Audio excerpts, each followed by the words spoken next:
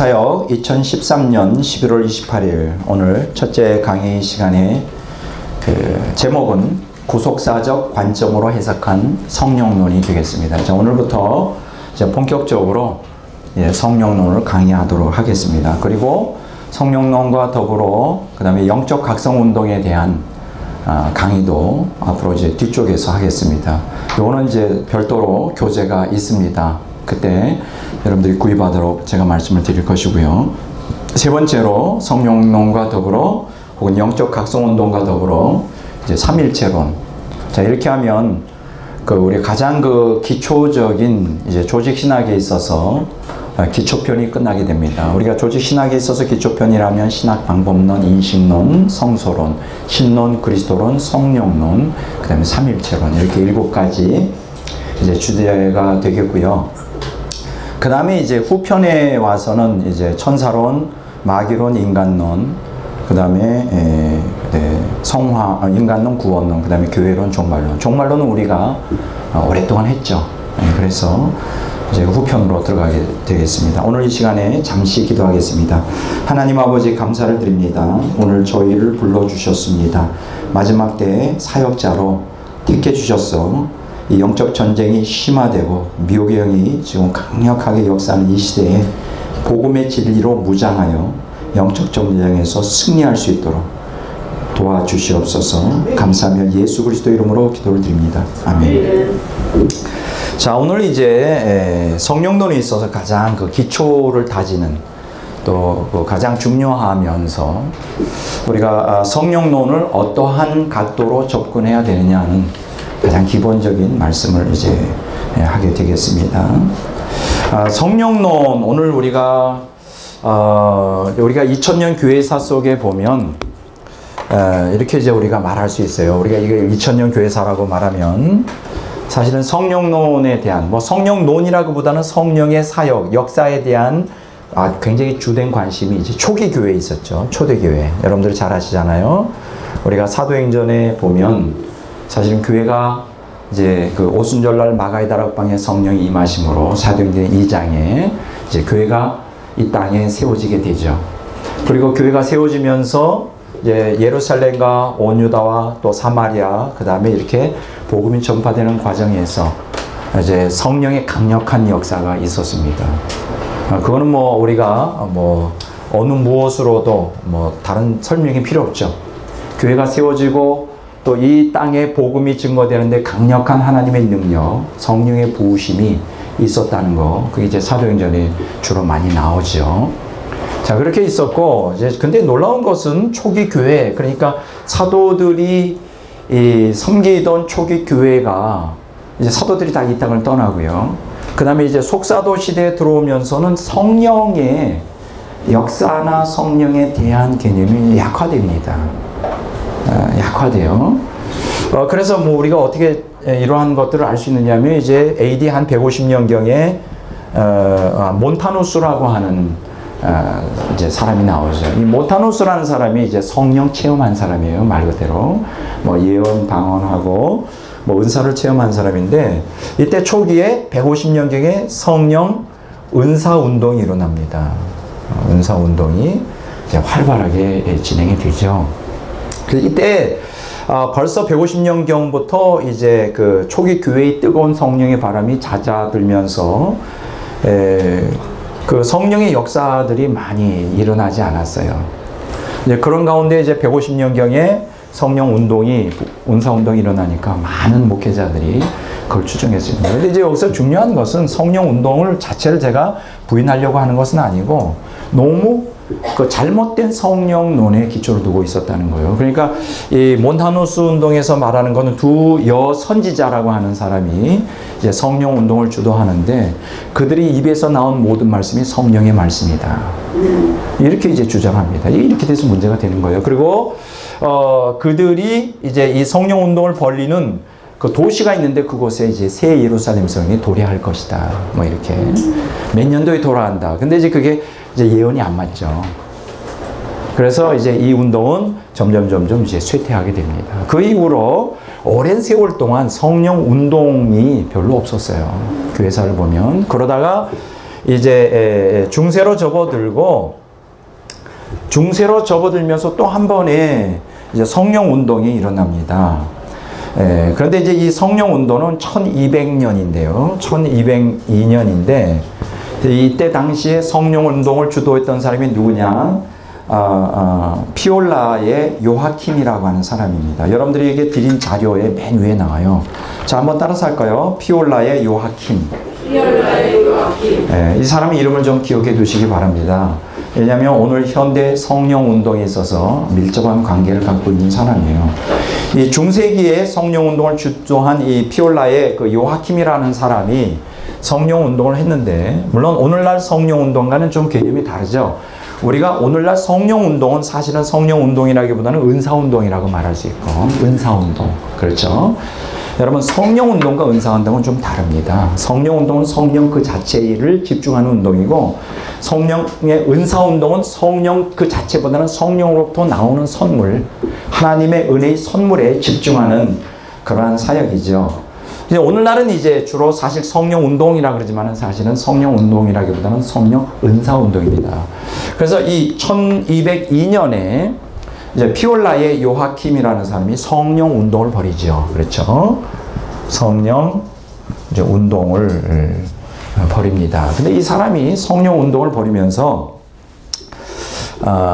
이제 여기 대해서는 제가 조금 이따 설명을 하고요. 그 다음에 또 한 번 그러면서 이제 중세가 이제 어둠이 짙어가고, 그 다음에 중세 이제 종교 개혁. 그러니까 마틴 루터가 1507년에 이제 종교 개혁하지 않습니까?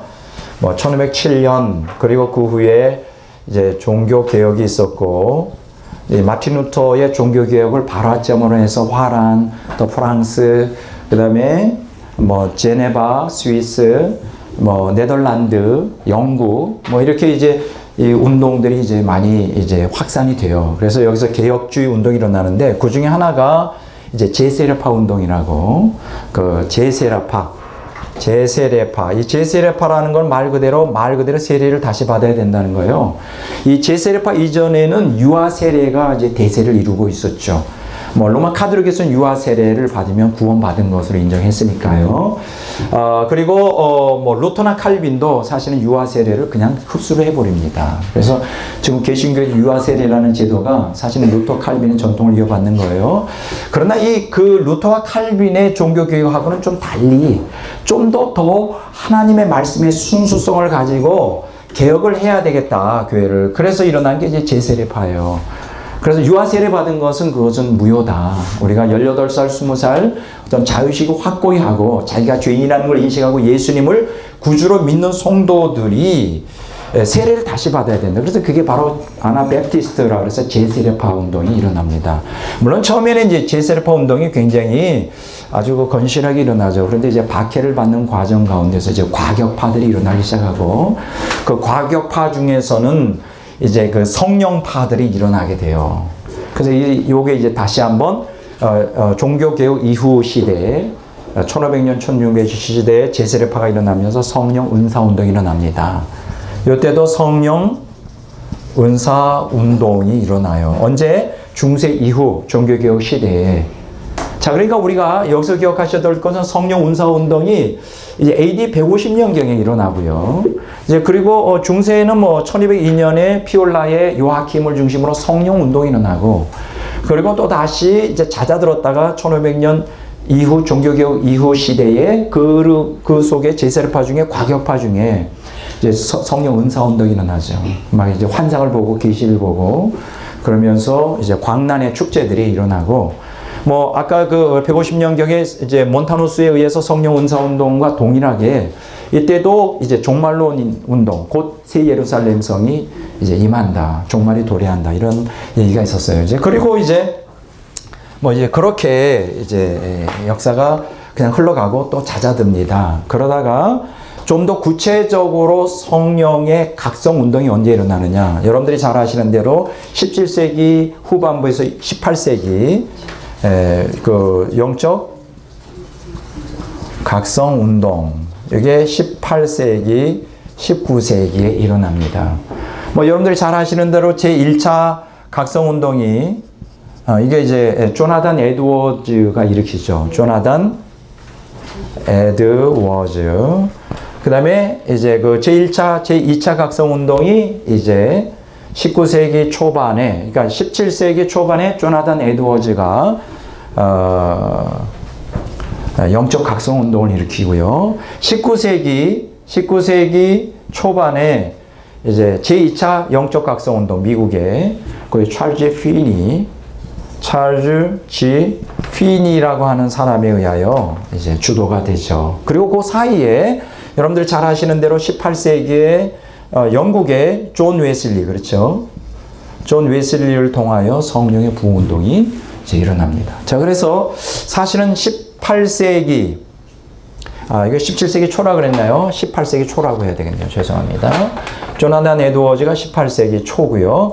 18세기 중엽에 이제 존 웨슬리에 의하여 영적 각성운동이 1741년이니까.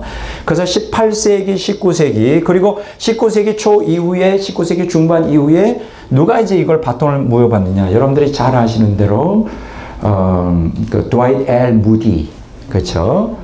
D.L. 무디라고 하는 사람이 이제 성령을 강력하게 체험하면서 이제 19세기 말까지 이렇게 일어나고, 이제 그 다음에 여러분들이 잘 아시는 대로, 그래서 18세기, 19세기는 사실은 성령의 운동, 이거를 성령 운동이라고 하지 않고 성령의 각성 운동, 성령 각성 운동이라고 말할 수가 있죠.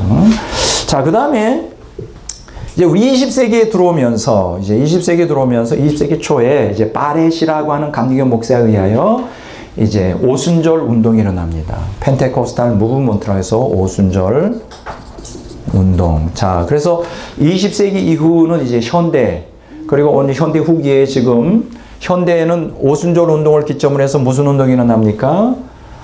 제일 먼저는 은사 운동, 성령 운동과 더불어 이제 오순절 운동, 은사 운동이 벌어지죠. 이때 당시에 은사운동에서 주를 이루는 게 이제 이 방언입니다. 방언. 그래서 펜테코스탈 무브먼트, 오순절 운동을 주를 이루는 게 방언을 하느냐, 안 하느냐.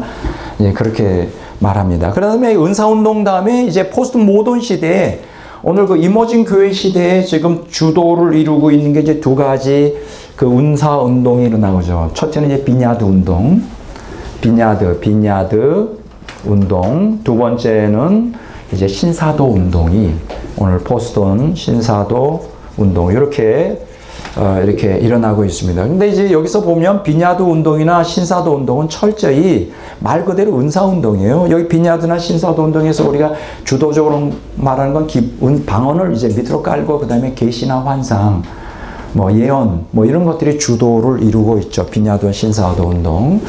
자, 오늘 제가 뭘 말씀드리려고 하느냐. 이렇게 우리가 2000년 역사 를 이제 우리가 교회사를 보면 이렇게 성령 운동 혹은 성령 은사 운동 혹은 성령의 각성 운동이 또 뭐 오순절 운동을 포함하여 이러한 그 흐름을 갖고 있다. 이렇게 말할 수가 있습니다. 근데 여기서 우리가 기억하셔야 될 거 한 가지 우리가 좀 이제 오늘 이제 이 성령에 대한 얘기를 하면서 이렇게 그 시대마다 물론 성령 운동, 은사 또 영적 각성 운동이 있었지만은 이것을 어떻게 우리가 취하고 버릴 것이냐 하는 거예요. 여기서 우리가 가장 중요한 것은 구속사적 관점으로 성령론을 해석해야 된다는 거예요. 오늘 제목이 너무나 중요합니다. 따라서 합니다. 구속사적 관점으로 해석한 성령론. 이걸 외워두십시오. 여러분, 우리가 삼위일체에 근거하여 구속사가 이루어지잖아요. 구속사가 뭡니까? 구속사는 삼위일체의 역사예요. 삼위일체, 성부, 성자, 성령 삼위일체의 역사인데, 자, 우리가 여기서 구속사라 그럴 때 성부, 성자, 성령에 의하여 구속사가 이루어지잖아요.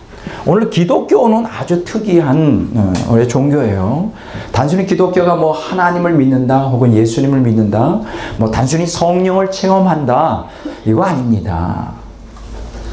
물론 조직신학에서는 뭐 신론, 뭐 그리스도론, 성령론 이렇게 다 분리해서, 또 구원론 이렇게 다 분리해서 말하지만 사실은 구속사에 있어서는 이게 분리가 되지 않아요. 자, 왜 우리가 기독교에서 각각 성부, 성자, 성령을 각각 조직신학에서 해석하지만 이거를 각각 해석해서 분리해서는 안 되느냐? 왜냐하면 오늘 성경적 신앙을 통하여 성경적 구원을 경험하는 것은 바로 하나님의 생명이거든요. 여러분, 구속사에서 중심이 되는 건 뭐냐면 하나님의 형상대로 지음받은 인간, 그 타락하여 하나님의 형상을 훼손되었는데 다시 신의 성품에 참여하여 하나님의 형상을 회복하는 데 있어서 그걸 바로 회복하는 것을 구속이라고 말하죠. 리뎀션, 구속이라고 말해요. 자, 그런데 이 구속이라는 것의 핵심은 뭐냐? 하나님의 생명에 참여하는 것을 얘기합니다. 그러면 하나님의 생명이 사실은 구속사에서 주관심사가 되는 거예요. 자, 그러면 하나님의 생명이라는 게 뭐냐? 하나님의 신의 성품에 참여하는 것이잖아요. 그렇죠? 하나님의 생명은 어떻게, 하나님의 생명에서 나오는 게 뭐예요? 거룩과 진리와 사랑이잖아요. 그 신의 성품에 거룩과 진리와 사랑이 생명에서 나오는 거예요. 그러니까 우리 안에 하나님의 생명, 예수의 생명이 있다 그러면서 거룩하지 않고 진리를 행하지 않고 그 다음에 사랑하지 않는다면 그건 가짜인 거예요. 그건 생명이 없는 것이잖아요. 그렇죠? 그래서 우리가 기독교의 그 구원론은 타종교의 구원론하고는 전혀 달라요. 타종교는 생명이라는 개념이 없습니다. 오직 기독교에만 생명, 이 생명은 신적 생명이에요. 하나님의 그 본체의 그 본질을 구성하는 신적인 생명이라고요. 이 신적인 생명은 성부 하나님을 그냥 단순히 믿는다고 되는 게 아니라 신적인 생명은 예수 그리스도의 십자가를 바라보면만 되는 게 아니라 신적인 생명은 성령을 그냥 체험한다고 되는 게 아니라 성부, 성자, 성령 삼위일체 하나님을 통하여 경험되어지는 것이거든요. 그래서 오늘 이 시간에 여러분 삼위일체 구속사를 할 때 삼위일체론적으로 접근하는 게 중요합니다. 구속사를 어떻게 접근하라고요? 삼위일체론적으로 접근을 해야 되는 것이지요. 그러면 이 성령론은 어떻게 하냐? 성령론은 딱 분리하여 성령 체험에만 집중하면 안 되는 거예요. 이건 너무나 잘못된 거예요. 그래서 이 구속사적 관점으로 삼위일체의 구도 안에서 하나님의 생명을 이어받는 차원으로 성령론을 접근하지 않고 성령론만 딱 띄워놓아서 성령을 체험하겠다면 이건 100% 이거는 열광주의, 이거는 그 마귀의 밥이 되기가 쉽습니다. 그래서 오늘 이 시간에 우리는 구속사적 관점으로 성령론을 해석해야 돼요.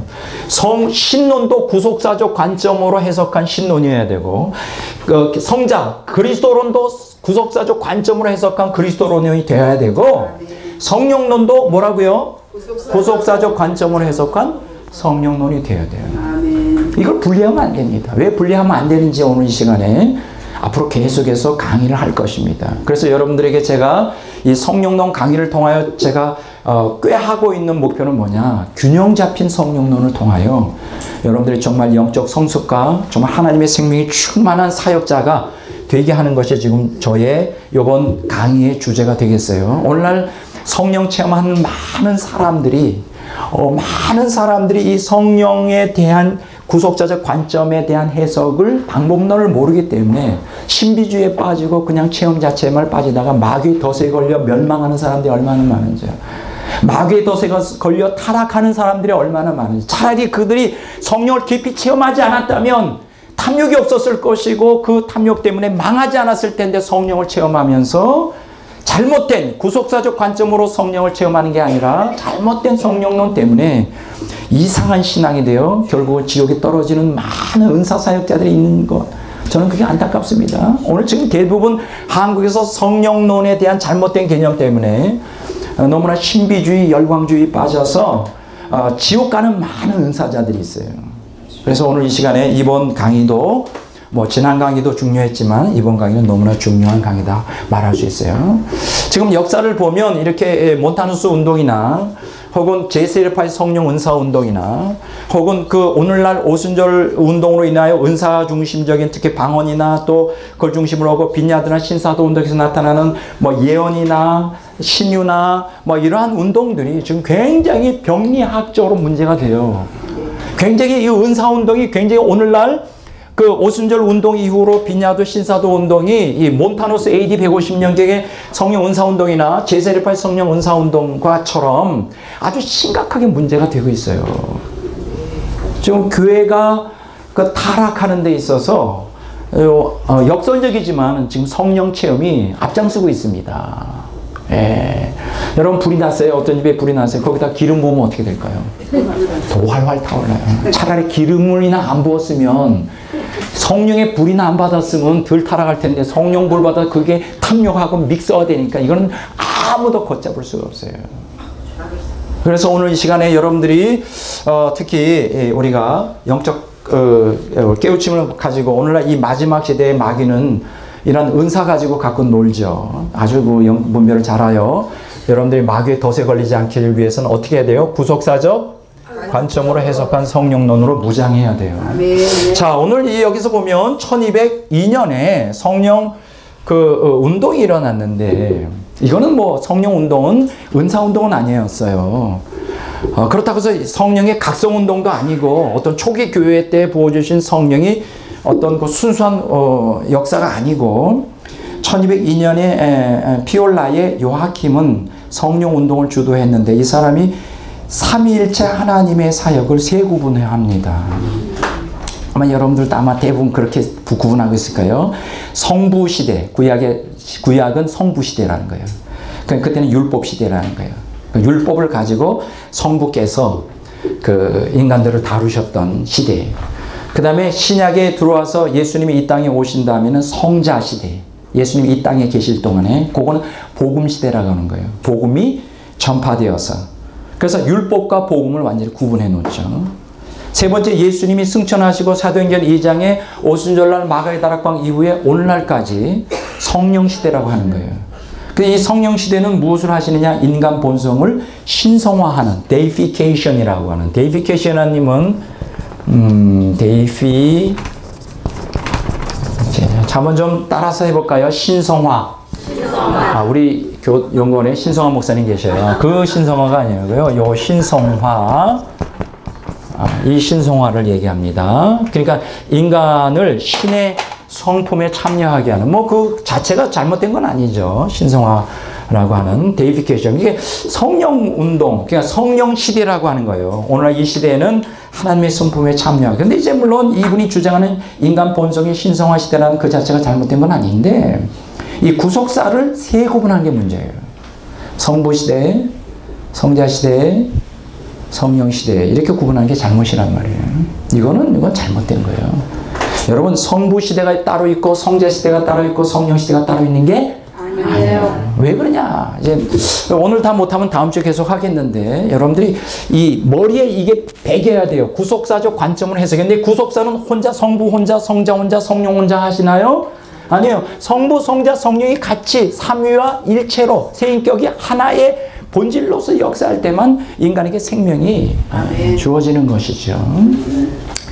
그러니까 이 성부 시대, 성자 시대, 뭐 구약 시대는 율법 시대로 성부 혼자서 뭐 혼자 독주하고, 예수님이 이 땅에 오셔서는 이 땅에 계시는 동안은 복음 시대로서 예수님이 독주하고, 그 다음에 예수님이 승천하신 다음에 성령을 보내시사 오늘날까지 성령께서 독주하여 거의 뭐 각각 노는 것처럼 아니라는 거예요.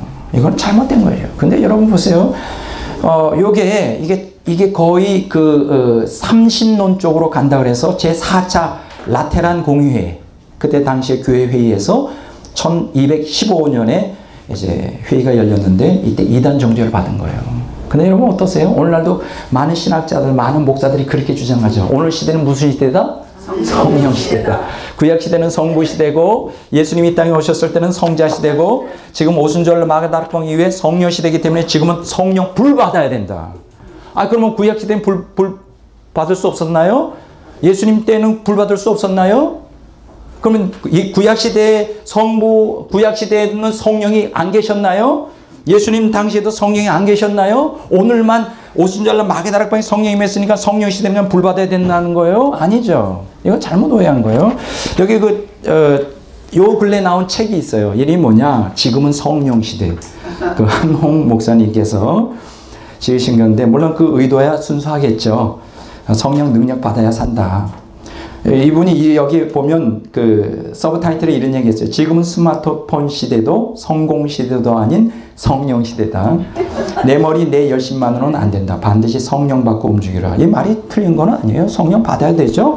능력 받아야 돼요. 그러나 유독 오늘날만 성령 받고, 왜냐하면 성령이 시대이기 때문에 그렇게 해야 된다. 이건 잘못된 거예요. 이러한 그 성령 시대라고 하는 용어 자체가 이걸 완전히 구속사를 날라리 낱낱이 성부, 성자, 성령을 각각 분리시켜서 우리에게 하나님의 생명을 얻지 못하도록, 그래서 체험은 하되 하나님의 생명에 이르지 못하도록 하는 마귀의 흉계인 거예요. 여러분, 성령 시대 없습니다.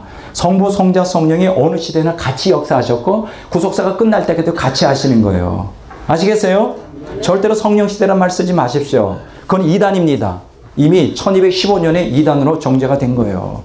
그러니까 이런 것들을 모르는 많은 학자들이나 목사들이 모르고 그냥 막 쓰는 거예요. 누가 어디서 어깨 너머로 들은 얘기, 어깨 너머로 들은 거 가지고는 절대 여러분 그거 인정받을 수가 없습니다. 이게 성경적이어야 되고 철저히 학문적으로 규명이 돼야 돼요. 자, 지금 시대는 무슨 시대라고요?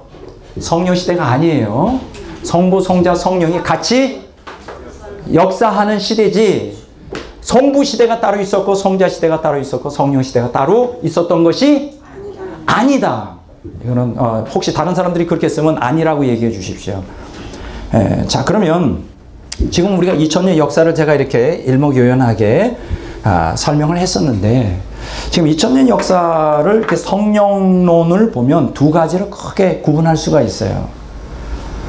자, 첫째는 뭐냐? 따라서 합시다. 관념론적 성령론. 두 번째, 체험론적 성령론. 자, 여기서 관념론적 성령론을 주장하는 2000년 역사를 다 함께 어우러서 이걸 갖다가 한데 묶어 놓으면 관념론적 성령론을 믿는 사람들이 있고요. 두 번째로 체험론적 성령론. 체험론적 성령론이라는 게 뭐예요? 성령을 그냥 체험을 위한 하나의 수단으로 생각하는 것이죠.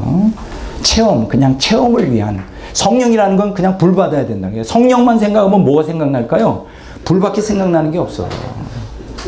불 받아라. 그냥 성령만 생각하면 그냥 불만 그냥 생각나요. 아니, 성령이 불만 생각나면 되나요? 성령 생각하면 뭘 생각이 되느냐? 하나님의 생명이 생각나야지. 하나님의 생명은 생각 안 나고 불만 생각해. 그러면 모든 불이 다 하나님의 성령의 불인가요? 아니에요. 불교에서도요, 불 받을 수 있어요. 불교도들 보면 불도 받습니다. 타종교도 불 받아요. 그 다 불이 같은 불이에요? 아니에요. 가스불도 있고 연탄불도 있고요. 불이 다 아마 종류가 다 다른 거예요. 그러니까 불이라고 무조건 다 좋아하지 마세요. 성령 자체가 물론 불을 통해서 그 어떤 상징적으로 우리가 보여지지만은 성령은 인격적인 하나님이세요. 인격적인 하나님으로서 성령이 우리에게 주시고자 하는 그 궁극적인 목적은 오늘 강의가 있겠지만 하나님의 생명이에요. 그러니까 오늘 두 가지를 크게 나누입니다. 하나는 관념론적 성령론. 이 사람들은 그 체험을 무시해요. 그냥 관념론, 머리로만 성부, 성자, 성령, 삼위일체 하나님 중에 성경에 성령이 들어가니까 이분도 하나님이다. 그나마 이걸 뭐 어떤 그 체험 같은 것을 중시하지 않고, 특히 주로 이제 관념론적 성령론을 주장하는 사람들은 이제 그리스도 중심적 신앙을 갖고 있죠. 예수 그리스도를 이제 중심으로 하다 보니까 성령은 그냥 곁다리로 따라오는 하나의 그 액세서리가 돼요. 그리고 이들은 이제 예수의 보혈을 주장합니다. 두 번째, 체험론적 성령론을 주장하는 사람들은 성령님이 중심이에요. 지금 성령 시대라는 거예요. 그래서 말끝마다 입에서 달아요. 성령, 성령, 성령, 성령, 성령, 성령. 그래서 그냥 성령 중심적이에요. 예수님은 거기에 그 반대로 밀려나요. 예수님은 그냥 곁다리로 그냥 양념으로 들어가고 모든 것 다 성령이 중심이 돼요. 그래서 체험 그냥, 그래서 하루라도 불체험하지 않으면 그날 그 신수가 그냥 깨림직한 거 뭐 이런 거. 그래서 매일 불 받고 쓰러져야 이게 하루가 이제 시작되는 거죠. 이제 빈야드 운동에서 일어나는 거 매일 쓰러져야 돼. 매일 쓰러지고 뭔가 체험하고 심미적인 체험. 그래서 이 사람들은 이성을 무시하죠. 이 사람들은 은사를 치중합니다. 어떤 예수 그리스도나 어떤 그 보혈이나 이런 것들을 가지고 이 사람들은 이성적인 것, 신학적인 것. 그래서 우리는 신학적인 것, 그것들 생명이 없다. 말씀 뭐 중심이라 그러자면 생명이 없다. 우리는 체험을 해야 된다. 주로 이러한 그 체험론적 성령론에 함몰되어 있는 사람들은 주로 이제 오순절 계통이에요. 그렇죠. 특히 이제 은사운동에 오늘날 주도적으로 빈야도 운동이나 신사도 운동을 통하여 나타나는 사람들을 보면 이 사람들은 그냥 예언과 계시, 방언, 쓰러지는 거, 뭐 금가루가 떨어지는 거, 금리빨 되는 거, 뭐 그것만 관심이 있어. 하나님 말씀은 그냥 액세서리야. 그냥 몇 구절 읽고 그냥 그 집회하는 거예요. 그러니까 쓰러지고. 그러면 오늘 은혜 쭉 많이 받았다.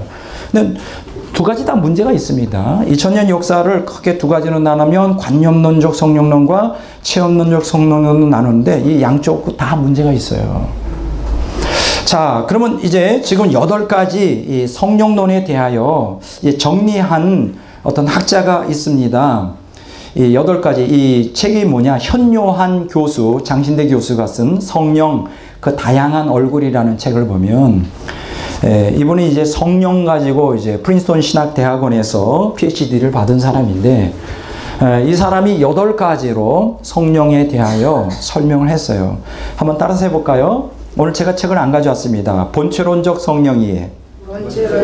여기 제목이 있죠? 여기 다 있죠. 2번, 성례주의적 성령이에. 3번, 주지주의적 성령이에. 4번, 오른쪽으로 넘어갑니다. 체험론적 성령론의 4번, 주의주의적 성령이에.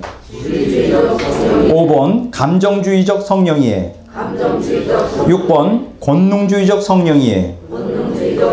그리고 이제 7번, 8번 있는데 또 좀 어디에 들어갔는지 잘 모르는 분을 위해서 제가 가이드 좀 해드릴게요. 길 가이드. 여기 보세요, 앞에.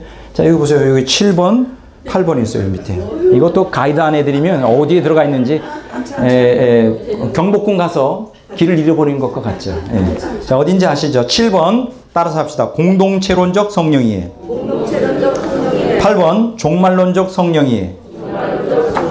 이렇게 다양하게 그 8가지로 이분이 그 현요한 교수가 성령 그 다양한 얼굴이라는 책을 통하여 구분을 해놓고 있어요. 그래서 읽어봤는데 너무나 이렇게 혼잡하고 복잡해서 제가 일목요연하게 중요한 엑기스만 간단하게 설명하고 우리가 어떻게 해야 구속사적 관점으로 해석한 성령론을 통하여 균형 잡힌 신앙, 균형 잡힌 영성, 균형 잡힌 또 우리가 구원론을 가질 수가 있을까 이제 오늘 공부하도록 그렇게 하겠습니다.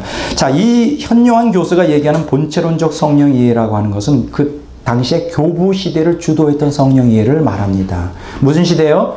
교부 시대. 초기 교회 사도들 이후 속사도 시대부터 이제 교부들이죠. 뭐 교부들 시대가 끝나는 것은 이제 590년 그레고리 1세가 마지막 교부이면서 이제 최초의 이제 교황이 되는데 어쨌든 주로 그 당시 그러니까 속사도 시대 이후 뭐 조금 더 이 자세하게 말하면 이제 기독론 논쟁이나 삼위일체론 논쟁이 이제 격화되는 콘스탄틴 대제 이후 그레고리 1세 이전까지의 뭐 8번의 시노드 교회 협의 회의가 있었어요.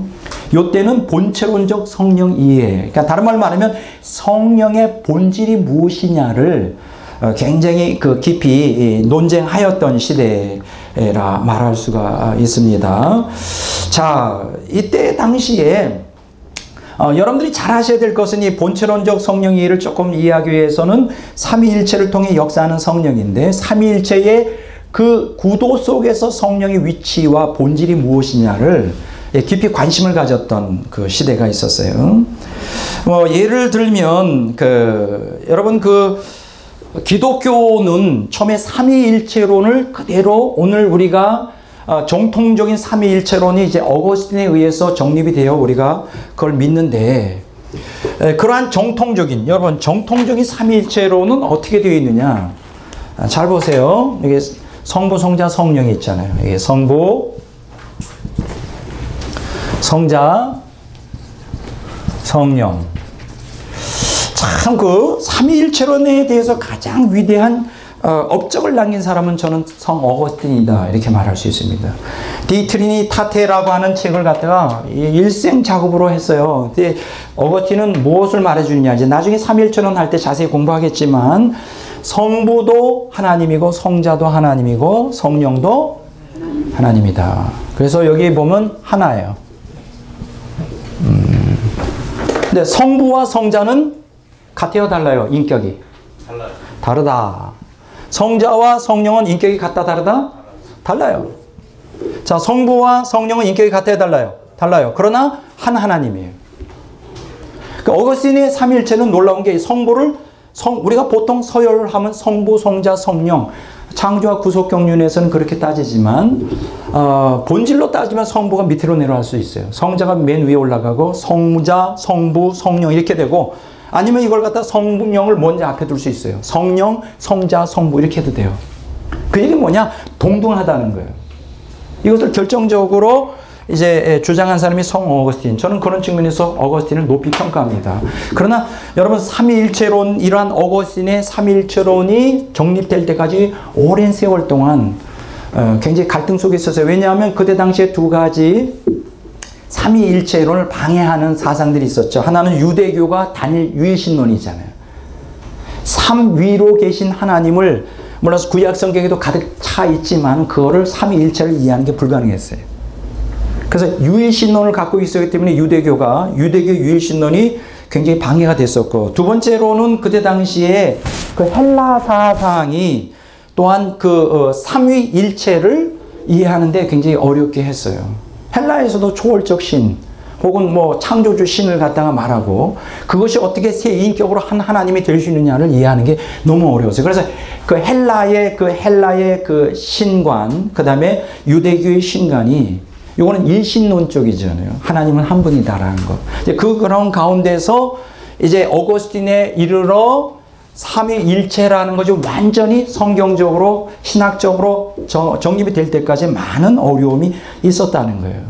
그래서 이 본체론적 성령 이해는 뭐냐? 이제 교부 시대의 삼위일체를 통해 역사하는 성령인데, 이러한 삼위일체가 어떻게 발달했는가? 그래서 변증교부나 헬라교부, 여러분들이 다 이해 못해도 돼요. 이게 로고스 기독론이라는 얘기를 합니다. 따라서 로고스 기독론. 예수는 로고스라는 거예요. 이 로고스라는 개념이 헬라에서는 초월적 신과 인간 사이에 매개 역할을 하는, 그 약간 좀 열등한 뭐 그런 존재, 그게 로고스 기독론이에요. 좀 저급한, 그래서 성자를 성부보다 좀 저급한 분으로 따지는, 또 아니면 군주신론주의라는 게 또 있습니다. 뭐 이런 거 지금 복잡해서 지금 배울 필요는 없어요. 따라서 군주신론주의. 저는 여러분 모나키아니즘이에요. 여러분 군주는 그 나라의 왕은 몇 명이죠? 하나예요. 그와 마찬가지로 하나님은 한 분이라는 거예요. 그러니까 거기에서는 일체, 하나님 한 분을 강조하는 사상이에요. 로고스 기독론은 삼위, 세 인격으로 되지만은 하나님은 온전한 하나님은 한 분이고 그 밑에 열등한 신이 있다는 거예요. 그래서 삼위일체를 주장하지만 그 헬라의 신관과 유대교 신관에 매여 있어서 이 삼위일체론을 제대로 이해하는 게 어려웠어요. 그 과정 중에서 나온 그 신조가 뭐냐? 니케아 신조라고 하는 것이 있습니다. 따라서 니케아 신조. 이게 325년에 했는데, 이때는 이제 성자의 신성을 확정합니다. 예수님은 성부와 동등한 분이다. 그 다음에 이제 성령의 신성을 확정한 게 콘스탄티노플 신조라고 있습니다. 381년에 이때는 성령도 하나님이다라고 하는 것이 이제 확정돼요. 그러니까 제가 여기서 무엇을 말씀드리려고 하느냐, 이 짧은 시간에 뭐 이걸 다 설명하려는 게 아니라, 우리가 본체론적 신론에서 주장하는 것은 무엇이냐, 이렇게 성령이 누구시고 이 구속사에 있어서 어떤 관점을 갖고 있느냐를 정확하게 이해시키는데 굉장히 어려움이 많았다. 이제 나중에 제가 삼위일체론 할 때 자세히 제가 여러분들 여기 니케아 신조 혹은 콘스탄티노플 신조 혹은 아다나시우스 신조 이런 것들을 제가 한글과 영어 원서를 잘 대조해가면서 설명하겠지만, 니케아 신조 같은 경우에는 딱 한 구절만 나와요. We believe in the Holy Ghost. 우리는 성령을 믿는다. 여러분 사도신경에도 나오죠? 예수님이 쭉 얘기하면서 거기에 한 줄이 나오죠. 우리는 성령을 믿는다. 이건 뭐예요? 성령의 존재를 강조하는 거예요. 그냥 성령의 존재만 믿지 성령이 누구다 이런 게 설명이 없어요. 자, 그 다음에 니케아 콘스탄티노플 신조. 니케아 신조에는 성령의 신성에 대한 언급이 미흡해서 381년에 요걸 갖다가 추가적으로 성령을 얘기했는데 이제 콘스탄티노플 신조라 그러거든요. 그때는 뭐라고 얘기했는지 제가 한번 읽어볼게요. And we believe in the Holy Ghost. 우리는 성령을 믿는다. 또 Lord and Giver of life. 그분은 주님이시며 생명을 주시는 분이며 Who proceeded from the Father. 아버지로부터 발출하시고 Who with the Father and the Son together is worshipped and glorified. Who spake by prophet. 성부 하나님, 성자 하나님과 함께 예배와 영광을 받으시는 분이시며 또 그의 선지자들에 의해서 말하여진 분이다. 이게 좀 추가적으로 나오죠. 그렇죠.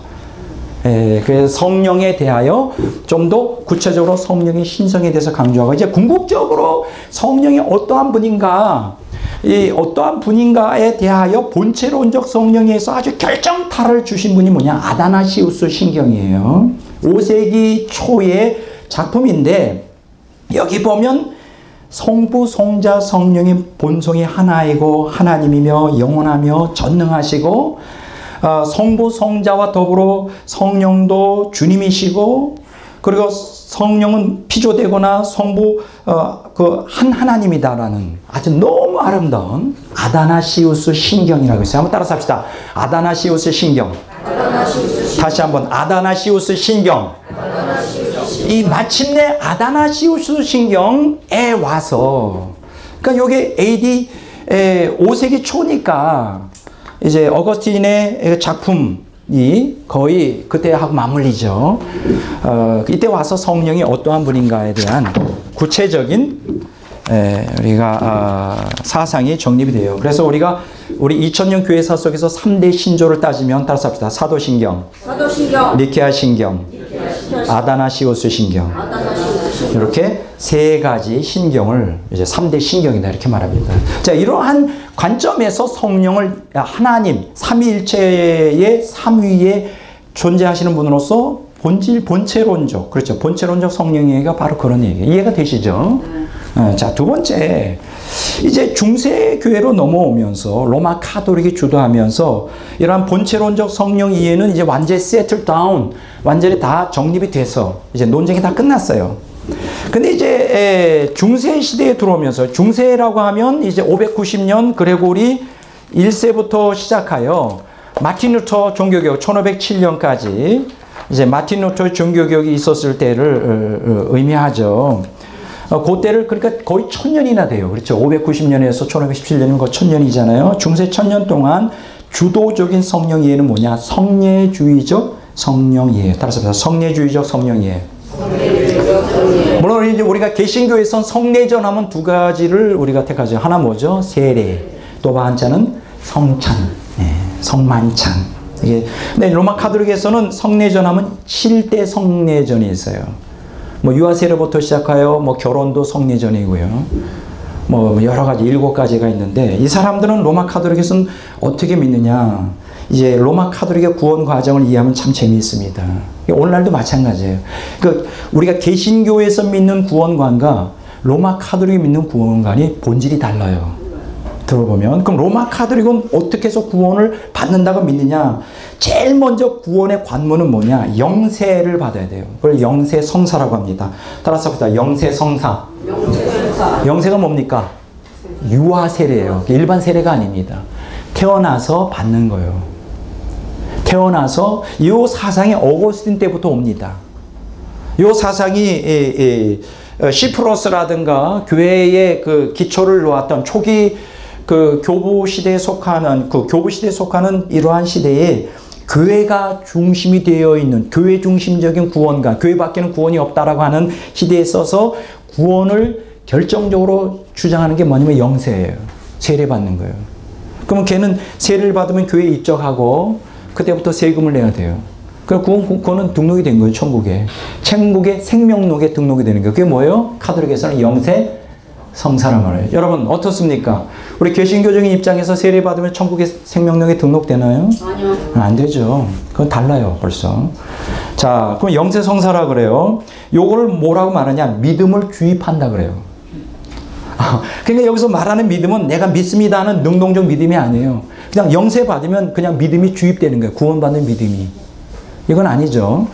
자, 근데 이제 그 다음에 성체 성사에 참여합니다. 성체 성사는 뭐냐? 이제 예수님의 몸에 참여하는 거예요. 이게 성찬식이죠. 초기에는 이제 포도주도 주셨는데, 포도주를 엎지르잖아요. 이제 그 화채썰매 있기 때문에 예수님의 떡과 포도주가 예수님의 살과 피로 진짜 바뀐다는 거예요. 그래서 이 사람들은 그 신부가 축도하잖아요. 그러면 떡과 포도주가 예수님의 살과 피로 바뀌어서 이거는 거룩한 신성한 것이 돼요. 그래서 그거를 모셔둬야 돼. 이 성당에 들어가면 오른쪽 밑에 이렇게 작은 전면 옆에 작은 이렇게 박스 모양으로 되고 불 켜놓은 게 있어요. 거기 이제 성체를 갖다 모셔놓는 거예요. 그 거룩한 피와 떡을 모셔둬요. 그 앞에서 그걸 뭐라 그러냐? 조배를 해요. 매일 아침마다 새벽에 그거 예배를 드려. 왜냐면 실제적으로 예수님의 몸과 피가 되었으니까. 이게 성체조배라 그래요. 따라서 성체조배. 성체조배. 네, 지금 카톨릭이 그렇게 믿고 있죠. 그래서 요 구원을 유지하려면 어떻게 되느냐? 그 성체 성사를 계속 꾸준히 받아야 된다는 거예요. 교회 와서. 요게 성령의 은혜를 받는 거라는 거예요. 자, 뭐라고요? 그러니까는 성체 성사. 그러니까 성례전, 성찬식에 참여하여 매일 이제 신부님이 이 떡을 주잖아요. 빵. 그렇죠. 동그란 거 주잖아요. 그게 뭐라고요? 이 사람들은 그걸 무슨 은혜라 그래요? 성령의 은혜라 그래요. 그러니까 여러분 카톨릭에 있어서의 그 구원이라는 거는 가장 기본이 영세성사고요. 유아세례를 받고 그 믿음이 주입되고 그 순간에. 두 번째 성체성사에 매주 참석해야 돼요. 그 참석 안 하면 구원이 상실돼 버려. 그래서 교회에서 파문되잖아요. 교회에서 파문된다는 건 뭐예요? 교회 예배에 참석하지 못한다는 거, 교회에 참석하지 못한다는 건 뭐예요? 그 성찬을 받지 못한다는 거. 그럼 어떻게 될까? 구원이 아주 위험한 거예요. 그래서 그때 이 중세 시대는 excommunication이라고 하는 교회에서 출교 조치죠. excommunication. 공동체에서 쫓아내는 거예요. 이게 파문이라고 그래요. 이걸 굉장히 두려워했어요. 왜냐하면 교회 안에 구원이 있기 때문에, 교회 안에 들어와야만 성체를 받을 수 있기 때문에 그 성체를 못 받으면 구원을 상실한다고 생각했어요. 지금도 마찬가지예요. 그렇게 가르칩니다. 성체성사, 성령의 은혜예요. 요 영세성사와 성체성사는 초자연적 하나님의 은혜의 주입이다 이렇게 말합니다. 이건 초자연적으로 우리가 능용적 믿음 없이 그냥 영세성사와 성체성사, 성례전이죠. 두 가지. 세례와 성찬에 참여하면 그건 하나님으로부터 무전적 주는 거예요. 그러니까 자기가 결단하여 난 예수 믿습니다. 그거 필요 없어요. 카톨릭에서는. 그냥 유아세례 받고 뭐만 하면 돼? 성체 성사에만 참여하면 그냥 구원은 자동적으로. 지옥은 안 간다. 지옥은 안 간다. 근데 이것만 가지고 조금 부족함을 느꼈던지 뭘 해야 되느냐? 선행을 해야 된다는 거예요. 선행. 이거는 인간이 하는 행위죠. 이 선행이 뭐냐? 성령 충만이라고. 선행이 뭐예요? 성령 충만이다. 아주 재밌죠. 그래서 영세성사, 성체성사, 선행. 그러니까 유아세례를 받고 성찬에 매주 참석하고 그리고 좋은 착한 일. 그래서 로마 카톨릭에서 이러한 자선사업을 많이 하는 거예요. 그 하는 이유가 그들의 구원에 거기 속해 있다. 구원에. 그래서 성령 충만이 바로 선행이에요. 그래서 이런 걸 통하여 결국 이제 구원을 받는다. 이러한 것들을 만들어낸 장본인이 누구냐? 어거스틴 때부터 시프로스, 그 다음에 토마스 아퀴나스에 의해서 완전히 이러한 로마 카톨릭의 물질주의적, 물질 중심적 이러한 구원관이 정립이 된 거예요. 이 전통이 오늘날까지도 내려오고 있습니다. 굉장히 우리가 믿는 신앙하고는 전혀 다르죠. 우리 기독교에서는, 개신교는 어떻게 해요? 예수님 믿음으로 그렇죠. 은혜로. 예수님을 믿음으로 구원받잖아요. 이 사람들의 구원관과는, 그래서 카톨릭 신자들은 굉장히 널널해요. 굉장히 마음이 편해. 일단 영세를 받았기 때문에 지옥 갈 일은 없어요. 그러나 성화가 안 되면 천국 못 가니까 어디 간다 그래요? 연옥을 떨어진다 그러죠. 그거를 제일 두려워하지, 영원히 상실되어 지옥 가는 걸 두려워하지 않아요. 왜냐면 영세 받았고, 또 한 가지는 매주 뭘 받아? 신부님께 성체를 받잖아요. 포도주는 신부님 혼자 마시고, 왜냐면 그거 엎지르면 안 되니까. 떡은 이제 떡만 먹어. 포도주는 아무나 마시는 게 아니에요. 그렇게 돼서 참 그래요. 이게 이제 이러한 그 성례전을 통하여 역사하는 성령. 이게 성례주의적 성령이해가 중세 천년당을 지배했어요. 그러니까 뭐 어떤 성령의 체험이 아니라 그냥 성례전, 그 유아 세례와 또 성찬에 참여함으로 우리가 성령의 은혜를 받는다. 초자연적인 하나님의 은혜를 받는다. 그러니까 뭐 성령의 구체적인 역사가 없었죠. 그러니까 성령을 뭐 예언을 한다, 방언을 한다, 뭐 중세시대에 뭐 환상을 봤다면 다 이단으로 몰려가지고, 다 마녀로 몰려가지고 다 사형당했어요. 왜냐면 그걸 인정을 안 했어요. 중세시대에는. 인정을 안 했다고. 성령 체험을 인정을 안 했다고. 그냥 교회 안에 다 묶어놨어요. 다 성례전으로, 다 예배 의식으로 그 대체해버렸죠. 이해가 되시죠? 네. 예. 세 번째는 지금 뭐냐. 이제 그러면서 이제 로마 카톨릭이 중세시대에 무너지면서 이제 마틴 루터에 의하여 이제 종교개혁이 일어나고, 곧바로 한 세대 후에 칼빈이 거기에 이제 동참을 하게 되죠. 이때 당시는 무슨 성령 이해였느냐. 따라서 합시다. 주지주의적 성령 이해. 이 주지주의라는 게 뭐예요? 주라는 게 주도한다. 지는 뭐예요? 지식이죠. 주지주의적 성령 이해라는 건 뭐냐면 성령을 지식적으로 이해한 거예요. 그럼 이때 당시에 지식의 기준이 되는 게 뭐냐? 하나님의 말씀이에요. 그러니까 다른 말로 말하면 성령 체험이라는 거는 어떤 뭐 불을 받는다든가 뭐 어떤 환상을 본다든가 혹은 뜨거움이 임한다는 그런 게 아니라 하나님 말씀을 통하여 그 말씀을 깨닫게 하시는 지식을 주시는 거, 깨닫게 해주시는 거. 성경이 성령의 감동으로 되었기 때문에 성령의 조명 속에서 하나님의 말씀을 깨닫는다. 그러니까 루터나 칼빈은 이 사람들은 성령 체험을 받아들이지 않습니다. 이 사람들은 말씀 안에 성령을 구속시켜버려요. 여러분, 이거는 굉장히 오늘날 대다수 루터나 칼빈의 전통을 이어받는 개혁주의 신학자들이 주장하는 거예요.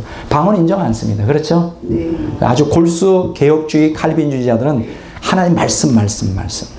그리고 침례교도는 마찬가지죠. 말씀 중심이죠. 방언이나 어떤 예언이나 또 뭐 환상이나 이런 것도 인정 안 해요. 다 마귀로부터 온 것이다. 제가 서울신학대학원 다닐 때 그 이종윤 목사님이, 이분은 교수잖아요. 학자고. 이분이 이제 강의를 한 학기를 들었는데, 이분이 지금 서울교회 지금 어떻게 은퇴하셨나요? 이종윤 목사 아세요? 네. 서울교회. 이분이 그 얘기를 딱 하셔요. 성령의 어떤 초자연적인 은사는 사도행전으로 끝났다. 그러니까 성경시대로 끝났다. 신약 성경이 완성되면서 끝났다. 지금 오늘날은 그런 게 없다는 거예요. 초자연적인 기적은 없다. 지금도 그런 사람 지금도 그런 사람들이 많아요. 그래서 제가 한 말씀 드리려고 그러다가 또 무리하게 해갈까봐 가만히 있었습니다. 나 지금은 밝힐 수 있어요. 지금은 말할 수 있습니다. 저는 성령의 역사가 구약과 신약 시대의 성경이 기록된 것과 더불어 끝났다고 저는 믿지 않습니다. 아멘. 저는 오늘도 성령의 초자연적인 역사는 구약 시대뿐만 아니라 신약 시대뿐만 아니라 오늘날, 그리고 주님이 오시는 그날까지, 천국 들어가는 날까지 언제든지 성경에 기록된, 또 성경에 기록되지 않았어도 많은 은사들이 있어요. 제가 이제 종종 이제 성령을 경험하는데, 하나님을 경험하는데, 어떤 체험적으로 경험하는데 보면 각각 달라요. 항상 똑같지가 않습니다. 어떤 때는 성부의 음성을 들을 수도 있고, 성자의 음성을 들을 수도 있고, 성령의 음성을 들려오기도 하죠. 어떤 때는 하나님의 말씀을 읽을 때 이게 투명하게 이 말씀 배후에서 그 구절은 있는데 그 구절에서 더 깊은 말씀을 이렇게 말씀하시는 경우도 있어요. 어떤 경우에는 그 하나님의 말씀이 투명하게 오는데, 지난번 같이 그 아가서를 통해서는 그 투명한 말씀이 내 영을 막 이렇게 파도처럼 밀려와서 내 영을 막 타치하는 거예요. 막 감동이 일어나는 거예요. 이렇게 막 감동이 일어나는 경우도 있고, 어떤 경우에는 하루 종일 하나님의 말씀이 생각이 나요. 로마서 12장에 제가 경험한 것 중에 하나는 너는 높은 데 처하지 말고 낮은 데 처하라. 이거 하루 종일 똑같은 말씀을 반복해서 계속 주셔요. 높은 데 처하지 말고 낮은 데 처하라. 근데 높은 데라는 게 뭐냐? 지위 있고 명성 있고 돈 많은 사람들, 부경한 누린 사람하고 어울리지 말고 비천하고 정말 절적으로 필요로 하는 사람들을 택하라. 그 하루 종일 그 음성을 들려주셔요. 그 말씀을 떠올리게 하신다면. 또 어떤 경우에는 이런 경우도 있어요. 어떤 경우에는 복음성가. 또 여러분 이 복음성가 있죠. 주님 뜻대로 살기로 했네. 그 너무 오래됐잖아요. old fashioned. 예수 이름으로 이거 할 때 나왔던 복음성가 지금 부르지도 않아요. 근데 어느 날 제가 죄를 끊고 단호하게 죄에서 돌이키고 결단하는데 그 구절을 그 찬송을 잠깐만 주님 뜻대로 살기 입에서 나오는 거 영에서 나오고 아니 부른 지가 30년이 넘었는데 그게 I have decided to follow Jesus 예수님을 따르기로 결단했다. 그 찬양이 나오는 거예요. 그러니까 성령께서 자꾸만 부르라고 하는 거죠. 감동을 주시는 거죠. 주님 뜻대로 살기로 했네. 주님 뜻대로 살기로 했네. 뒤돌아 no turning back. 뒤돌아 서지 않겠네. 제가 미국 대학에 교수를 7년 생활하다가 그 모든 영화를 다 내려놓으려고 결단하고 할 때 2절을 주시더라고. 1절은 죄를 끊을 때 1절을 주시고 그날은 또 2절을 주셔요. 근데 2절이 뭔지 알아요? 세상 등지고 십자가 보내. 세상 등지고 십자가 보내. 세상 등지고 십자가 보내. 노토닝백. 뒤돌아서지 않게 돼. 나 그거 잊은 지 오래됐는데 두 번째 2절을 주셔요. 그걸 내가 결단할 때. 그러니까 복음성가를 통해서 역사하세요. 근데 요번에 이제 종종 이제 요 사이에 제가 이 강의를 할 때 제가 지난주에 얘기했잖아요. 제가 지금 몇 단계로 지금 제가 영적으로 성숙하고 있고 마지막 단계는 능력 덧입는 것인데 요새 성령의 기름 부음이라는 게 뭔지 조금씩 경험하기 시작합니다. 이렇게 말씀을 증거할 때 여러분 지난번에 얘기했죠. 사과 이렇게 보면 이렇게 그 꿀이 들어가 있는 사과가 있죠. 먹어보신 적 있어요? 네. 옛날에 꽤 먹어봤어요. 근데 요새는 그런 사과가 많지 않은 것 같아요. 근데 꿀이 들어있어요. 이렇게 딱 자르면 그 사과 안에 이렇게 또 아주 진해. 골드. 그 황금색의 아주 진한. 그거 먹으면 굉장히 달콤하잖아요. 이렇게 말씀을 이렇게 사역하다 보면 성령께서 이렇게 운행하시는 게 제가 느껴져요. 이제 사과의 꿀이 탁탁 터져서 이렇게 흘러가는 것처럼 제가 영으로 체험합니다. 이번 주일날 또 좀 그런 체험을 했어요. 주일날 제가 이제 설교를 이제 하는데, 이제 그 예배 시간에 그 어떤 여집사님이 나와서 특송을 하는 것입니다. 그날, 요번 주죠. 주일날 특송이 뭐냐 하면 그 사랑이라고 하는 노래죠. 사랑은 언제나 오래 참고. 그거 다 아는 노래 아니에요. 그것도 굉장히 오래된 거예요. 새로운 게 아니에요. 너무나 다 알고 있는 거예요. 그런데 이분이 이제 수화로 찬양하면서 수화하는데 너무 아름다운 거예요. 그 찬양이. 그런데 저는 이제 꼭 설교 끝나면 곧바로 이제 설교로 들어가서 이제 설교를 딱 준비를 하고 있는데 갑자기 성령께서 임하기 시작하는 거예요. 갑자기 그 찬양이 딱 시작된 것 동으로 성령의 감동이 그걸 어떻게 표현해야 될지 모르지만 역사하기 시작하는 거예요. 임재하심. 그걸 성령의 기름 부음이라 그럴까요? 근데 항상 성부, 성자, 성령 그게 말씀을 통해서든 어쨌든 항상 영이 뜨거워지면서 하나님이 임재하심을 어떻게 느끼냐면 영이 먼저 뜨거워지기 시작해요. 그럼 영이 뜨거워지면서 나타나는 현상이 뭐냐? 눈물이 막 나기 시작해요. 이날도 똑같았어요. 사랑을 이렇게 이 복음성을 부르기 시작하는데 갑자기 영이 뜨거워지면서 눈물이 나기 시작하는 거예요. 아니 설교를 해야 되는데 거기서 울고 있으면 어떡하는 거예요? 그래서 막 쏟아지기 시작하는 거예요. 그냥 나는 게 아니라 줄줄줄줄 쏟아지게 막 감동이 되면서. 그날 설교 제목이 뭐였느냐? 천국 들어가는 성도들. 빌립보서 4장 1절에 3절에 그걸 가지고 이제 들어보고 일어나는데 아니 예배 내내 그 감동이 언제까지 되느냐? 예배 끝날 때까지 계속 되더라고요. 그날 눈물이 앞을 가려가지고요. 막 영은 뜨겁지 설교는 해야 되겠지. 근데 놀라운 것은 그날 이제 우경의 선생님이 같이 그 예배 참석을 하고 계셨거든요. 그분 교회예요. 나는 손님이고. 그분이 내가 초대해서 온 게 아니라 그분 교회라고. 그분이 사모님으로 있는 교회인데 제 친구 교회인데 이분도 동일하게 은혜를 경험하는 거예요. 동일하게 저와 동일하게 같이 성령을 강하게 임하셨는데 이분은 똑같은 성령이 임해도 저에게 주시는 말씀과 달라요. 놀라운 것은 제가 깨닫는 것은 동일하게 같은 은혜가 임해도 각자에게 말씀하심이 달라요. 참 놀랍습니다. 똑같은 말씀하잖아요. 그분에게도 성령이 임하셨는데 동일하게 저는 막 영이 뜨거워져가지고 저분도 이제 그때부터 울기 시작하는 거예요. 계속 예배 끝날 때까지 계속 우는데 하나님이 이제 말씀을 통하여 말씀하신다는 얘기를 하셨어요. 말씀을 통하여 본인에게 깨우치고 뭐 그런 그거네. 그래서 좀 특별한 은혜를 경험했습니다. 어떤 경우에는 양심을 두드리는 경우도 있어요. 성령께서 막 양심이 막 아파가지고 견딜 수 없을 정도로.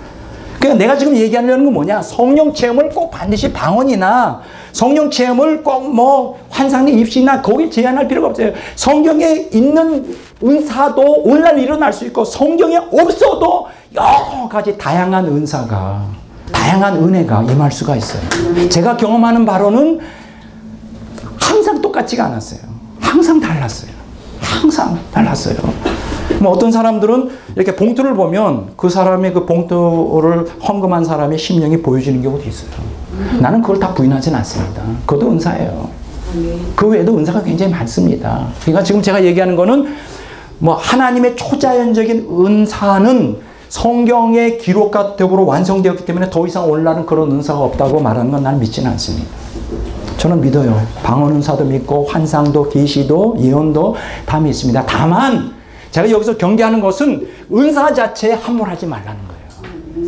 은사나 성령의 은사 운동이나 성령 운동이나 이것은 다 구속사적인 관점으로 해석하기 위한 하나의 도구일 뿐이지 한쪽으로 치우치는 것은 상당히 위험하다. 제가 지금 얘기하는 것은 그것입니다. 이해가 되시죠? 예, 자, 네 번째로 주의적 성령이에요. 여기 주의라고 하는 거는 뜻의자죠. 의지라는 뜻이에요. 우리가 의지적인, 그래서 주의, 그러니까 인간의 의지를 중심으로 하는 성령이라는 거예요. 그럼 이건 뭐냐? 선한 행실의 열매를 맺게 하시는 성령. 하나님의 뜻에 의지를 들여 그것을 행하도록, 순종하도록 역사하는 은사. 예, 성령이에요. 주의적 성령이에요. 이게 조나단 에드워즈의 제1차 영적 각성 운동 때를 이제 이 저자는 그렇게 표현해주고 있는 거예요. 따라서 합시다. 주의적 성령이에요. 주의적 성령이에요. 조나단 에드워즈를 제가 좋아한다 그랬죠. 이분은 칼빈주의자이지만 상당히 성경적인 분이에요. 그래서 사실은 조나단 에드워즈를 판단한다면 칼비니스틱 알미니아니즘이라고 해요. 알미니아니스트. 그러니까 칼빈주의적 알미니안주의.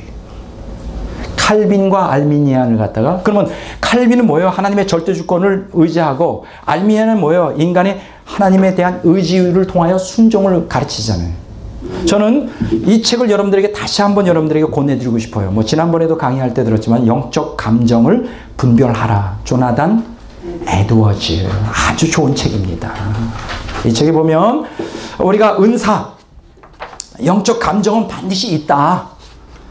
Religious affection이라고 그러죠. 영적 감정.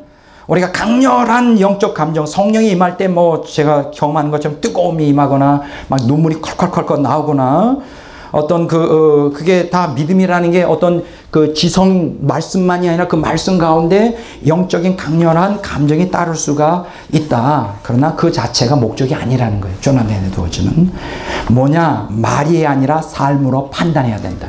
그 사람이 열매가 나오느냐? 거룩함의 아름다움이 나타나야 된다. 예. 그러니까 영적 지식이라 해서 그냥 어떤 그 영재주의적인 뭐 깨달음 그게 아니라 그 사람이 진짜로 진짜 믿음인지 가짜 믿음인지 진짜 성경적인 감정인지 거짓 감정인지는 열매를 보면 알 수 있다. 이 조나단 에드워즈가 그걸 얘기해요. 그러니까 저는 오늘 이 조나단 에드워즈를 너무 좋아해요. 너무 좋아하고 너무 사랑합니다. 이분이 저하고 같아요. 근데 이분은 저보다 더 깊이 은혜를 강력하게 경험한 분이죠. 앞으로 영적 각성 운동에 대해서 공부할 때 이분에 대해서 좀 더 그분의 체험을 좀 설명하려고 합니다. 그래서 이 책을 좀 꼭 읽어보시고 오늘 그 은사파들이 좀 읽어야 될 책이에요. 그냥 은사 불만 강조하고 이거 위험합니다. 제가 불을 부인하는 게 아니에요. 제가 은사를 부인하는 게 아니에요. 저는 다 믿습니다. 방언도 믿고 저 같은 경우에는 요새 하는 게 뭐냐? 제가 기도 시간이 지금 굉장히 부족하잖아요. 기도 시간이 부족해서 요새는 이제 길을 가면서도 기도해요. 그리고 작업을 하면서도 기도해요. 작업 시간이 많잖아요. 뭐 인터넷 봐야 되고, 책도 봐야 되고, 뭐 신문도 그 매 스크랩을 막 한 주 안 하면 막 이렇게 쌓여요, 신문이. 다 거기에서 제 이 자료가 나오는데 뭐 이것저것 하다 보면 잠은 그래도 충분히 자야 되겠고 뭐 기도 시간이 많지가 않아요. 그래서 제가 쓰는 건 뭐냐, 길 가면서도 기도해요. 방언으로 해요. 방언으로. 이게 혼자 있을 땐 좀 소리 내서 해요. 사람이 오면 점점 줄어들어. 밥 먹을 때도 방언을 기도해요. 왜냐? 시간을 내가 하나님과 계속 영적으로 통하기 위해서. 지금 저는 은사를 부인하는 사람이 아니에요. 난 예언도 믿습니다. 모든 초자연적인 그건 하나님이 주시는 거기 때문에 난 그걸 귀하게 생각합니다. 방언도 믿어요. 또 환상도 믿습니다. 뭐 신유 은사도 많았어요. 귀신 축사도 믿습니다. 난 다 믿어요. 그런데 조심해야 될 게 있어요. 이게 구속사적 관점으로 성령을 이해해야 된다. 저는 균형 잡힌 신앙을 갖기를 원하는 거예요. 조나단 에드워즈가 그 얘기를 지금 하고 있어요. 조나단 에드워즈가 자, 이걸 주의주의적 성령 이해라 그럽니다. 자, 다섯 번째는 뭐예요? 따라서 합시다. 감정주의적 성령 이해. 예, 감정주의적 성령 이해가 있어요. 이게 뭐냐? 종교적 감정을 일으키는 성령. 이 조나단 에드워즈도 종교적 강력한 감정을 말했잖아요. 사실 여러분, 조나단 에드워즈도 찰즈 피니도 나중에 영적 각성 운동에 대해서 공부할 때 나오겠지만 그냥 이렇게 지나가면요, 그냥 사람들에게 막 쓰러져. 근데 빈야드 운동에서도 쓰러지잖아요. 존 웨슬리도 복음을 전하면 막 계거품 흘리면서 쓰러져요. 근데 쓰러지는 게 문제가 아니에요. 빈야드 운동에서 쓰러지는 것과 조나단 에드워즈나 찰즈 피니 그리고 요한 웨슬리 때 쓰러졌던 건 차원이 달라요. 요한 웨슬리나 찰즈 피니나 조나단 에드워즈가 복음을 전할 때 그들이 강력한 성령의 임재 속에 쓰러진 거는 쓰러졌다가 중요한 건 열매가 맺힌다. 회개의 열매가 맺힌다. 오늘날 빈야드나 신사도 운동에서 쓰러지는 건 열매가 없어. 다반사로 쓰러져. 안 쓰러지면 막 강사가 쓰러뜨려. 그러니까 쓰러지는 것 자체가 은혜라고 생각해. 쓰러지면 뭐 하냐고요? 열매 맺어야지. 입에 이 더럽고 추한 상스러운 이 말들이 변화되어 거룩한 말이 돼야지. 집에 와서 계속 욕조리고 하는 거야. 거기서 그냥 쓰러지. 매일 가 그 집회. 재밌잖아, 쓰러지니까. 싹 쓰러지면 뭔가 이렇게 술 마신 것 같이 멍멍해지면서 뭔가 이렇게 둥둥 구름에 떠 있는 것 같아. 잠시 찌지만은. 왜 쓰러져? 그러면 이제 이불 다 덮어줘. 그러면 이제 일어나. 그럼 집에 가. 집에 가서는 또 자녀들에게 욕지거리 해 또. 그러면 안 되는 거 아니에요? 삶이 변화됐다면 나는 쓰러지는 건 나는 찬성한다. 우리도 다 쓰러져야지. 열매만 맺는다면 난 쓰러지는 거 찬성해. 근데 쓰러지는 것 자체가 목적이 돼서는 안 된다는 거예요. 구속사적인 관점으로 쓰러져야지. 뭐 꼭 안 쓰러져도 돼요. 억지로 쓰러지려고 할 필요는 없어요. 지금 그게 문제인 거예요. 변화가 있어야 돼. 열매가 있어야 돼. 이 감정주의적 성령 이해를 제2차 영적 각성 운동을 주도한 찰즈 피니, 이 사람이 이제 주도가 되어 있어요. 저는 찰즈 피니를 굉장히 좋아합니다. 근데 그 개혁주의 신학자들은 왜 이렇게 찰즈 피니를 싫어하는지 몰라요. 막 증오해요. 왜냐, 찰즈 피니가 왜 찰즈 피니를 싫어하냐? 조나단 에드워즈하고 찰즈 피니는 같은 사상인데, 둘 다 영적 각성운동의 주자였고, 둘 다 같은 사람인데, 다 말씀 순종을 강조하고 있고, 찰즈 피니도 강조합니다. 말씀 순종, 지금 가짜다. 똑같이 강조해요. 조나단 에드워즈하고 찰즈 피니가 다른 게 하나도 없어요. 다른 게 하나 딱 있다면, 조나단 에드워즈는 칼빈주의자였고, 골수 칼빈주의자였고, 찰즈 피니는 칼빈주의자였다가 이게 틀렸다. 그래서 알미니안으로 넘어갔어요. 그래서 사람들이 개혁주의 신학들이 이 사람을 막 물고 늘어져요. 찰즈 피니는 이거는 변절자고 이거는 자유주의 신학의 대가고 알미니안 이 이단의 괴수고 이 사람 때문에 종교다운주의다. 이거는 나는 믿을 수가 없어요. 사람이 공평해야지. 그러면 조나단 에드워즈는 칼빈주의자였지만 알미니안주의예요. 칼비니스트가 알미니아니스트예요. 칼빈주의자지만은 알미니안처럼 말씀 순종, 인간의 의지, 결단. 그래서 여러분, 조나단 에드워즈의 영향을 결정적으로 받은 사람이 누군지 알아요? 로이드 존스 목사예요. 여러분 아십니까? 자, 유명하죠? 마틴 로이드 존스. 따라서 합시다. 마틴. 로이드 존스. 다시 마틴. 로이드 존스. 제가 사실은 이 개혁주의 신학에서는 마틴 로이드 존스가 너무나 우리 한국 목회자들에게 끼친 영향이 크고 아주 주도적인 그 자리를 차지하고 있어요. 마틴 로이드 존스 목사 하면 뭐 모르는 사람이 없죠. 이번에 제가 성령 하나님과 놀라운 구원이라는 제목에 이렇게 두꺼운 지금 제가 성령론을 지금 강의를 하기 시작하면서 읽고 있는데 너무나 좋아요. 야, 너무나 좋습니다. 그래서 이제 다음에 기회가 되면 그 책도 한번 가지고 와서 여러분들에게 소개해 드리려고 하는데, 앞으로 마틴 로이드 존스의 뭐 성부, 성자, 성령에 대해서 공부하고 또 교회론, 종말론을 써놓은 책을 지금 앞으로 단계별로 읽으려고 그래요. 근데 이 마틴 로이드 존스는 누구한테 결정적으로 영향을 받았느냐? 조나단 에드워즈를 통해 영향을 받았어요. 누구라고요? 조나단 에드워즈.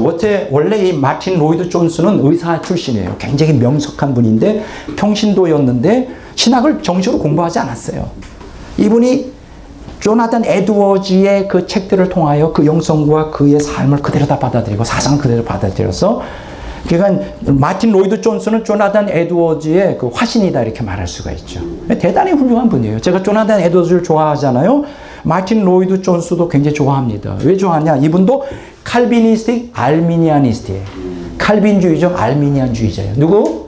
마틴 로이드 존스. 그래서 이분은 그 요한 웨슬리하고 같은 개념을 갖고 있어요. 복음적 신인 협동, 이런 얘기 자꾸만 신학적으로 하면 이제 무슨 얘기인지 모르는 사람들이 많을 것 같은데 그냥 들어두세요. 그 하나님의 절대 주권, 하나님의 은혜도 강조하지만 인간이 거기에 말씀에 순종해야 된다. 인간의 자유의지도 강조합니다. 조나단 에드워즈도, 찰스 피니도, 또 마틴 로이드 존스도 자유의지를 중요합니다. 열매를 맺으라 이거예요. 그럼 맞는 얘기죠. 근데 단 한 가지 마틴 로이드 존스가 좀 다른 게 있는데, 이 사람은 은사에 대해서는 기록을 안 하고 있어요. 이렇게 잘 경험을 안 해본 것 같아.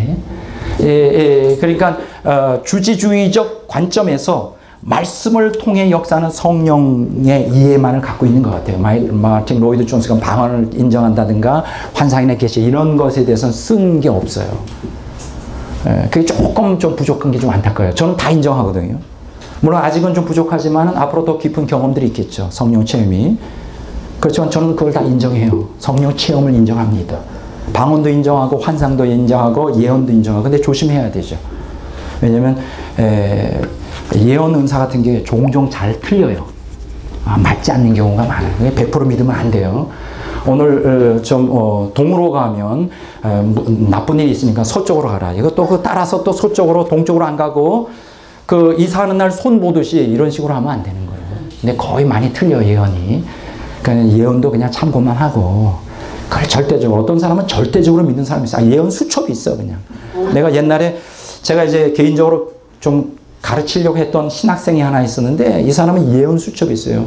아주 예언, 방언, 막 신유 그것만을. 그래서 그 사람 이름을 바꿨어요. 이름을 뭐 무슨 신유 목사, 무슨 예언 목사. 얼마나 예언과 신유를 좋아했으면 이름을 바꿨어요. 나는 그 정도는 아니에요. 백신유 하면 좀 이상하지 않아요? 백예언? 아유 참 약간 느끼하잖아요. 나는 그냥 백찬이 좋아요. 그냥 여러분 그렇게 바꾸지 마세요. 뭐 백신유, 예언, 그렇게 하지 마세요. 다른 좋은 것도 성경 이름은 괜찮은데 뭐 그럴까? 너무나 예언과 뭐 신유를 좋아하는 아버지 이름까지 바꿔. 이 친구가 이제 그 전도사인데 거기에 매주 가는 거예요. 그래서 거기서 계시나 예언이 나오잖아요. 매일 적어. 하나님이 어떻게 하실까 매일 적어. 그래서 제가 고민을 했어요. 제발 그러지 말고 말씀에 서라. 근데 말을 안 듣더라고. 자기는 계속 거기에 매여 있어. 그 위험한가요? 자, 감정주의적 성령 이해, 찰스 피니, 제가 조나단 에드워즈, 찰스 피니, 그 다음에 로이드 존스, 마틴 로이드 존스 목사에 대해서 얘기를 했습니다. 마틴 로이드 존스가 누구의 영향을 받았다고요? 조나단 에드워즈. 제가 분명히 다시 말합니다. 조나단 에드워즈, 찰스 피니, 마틴 로이드 존스는 순수한 칼빈주의자가 아닙니다.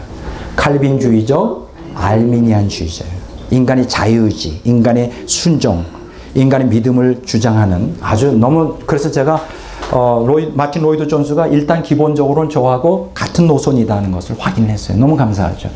놀라운 것은 이분이 하나님 말씀만을 가지고 해요. 그러니까 이런 말씀이 나오는 거예요. 그냥 답습만 한 게 아니라 하나님 말씀을 기초로 해서 하고 있다는 게 너무나 감사해요.